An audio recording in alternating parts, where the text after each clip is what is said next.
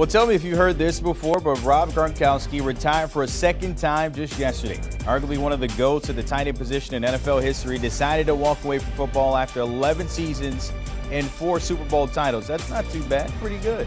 Spent 9 seasons with the Patriots and 2 with the Buccaneers after unretiring before that 2020 season. Paid off for Tampa, and by the way, leading them to that championship and that win over that Kansas City and Patrick Mahomes duo there. All-decade performer from the 2010s, riding off to the sunset once again after 621 receptions, just over 9,200 receiving yards, and 92 receiving touchdowns. His third all-time. By the way, his 15 career postseason touchdowns are second all-time behind just who? Some goodness, a GOAT named Jerry Rice.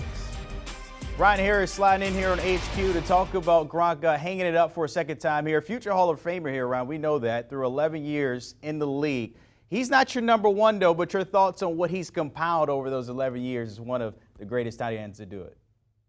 Just an incredible career, and fortunately, I got to see Rob Gronkowski up close when we were playing against the Patriots a couple times through my 10-year NFL career. I mean, people forget he had a bionic knee and a bionic elbow. I mean, this guy was put together and stitched together, and considering how many people attacked him for his size, right? One of the things that happens in the NFL is players test what you're known for, and Gronkowski was known to not be able to be brought down. So guys gave their biggest hits they could on Rob Gronkowski, and he still managed to win. Think about this, 22 career playoff games where he averaged over 14 yards per reception. To give you some comparison, Tony Gonzalez averaged just over 9.5. So Rob Gronkowski, historically great.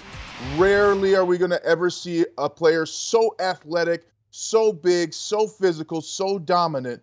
Rob Gronkowski, one of the greatest tight ends to do it. Congratulations. When you talk about Gronk, it's a couple deal. When it comes to Gronk, it's always TB12. It's TB12, it's Gronk. The relationship they had there in New England led to Super Bowl. Same thing here in Tampa. How did he kind of impact Tom Brady's career to the point where he is now in your eyes? Well, he was Tom Brady's safety blanket, and I saw it up close. In our AFC Championship game against the Patriots, Tom Brady was getting hit more than he ever had in his career. I want to say it was a fourth and gotta have it in the fourth quarter, and Tom Brady literally, I saw it with my own eyes, blindly threw the ball to Rob Gronkowski. They trusted each other, and rarely do you get to build that kind of chemistry.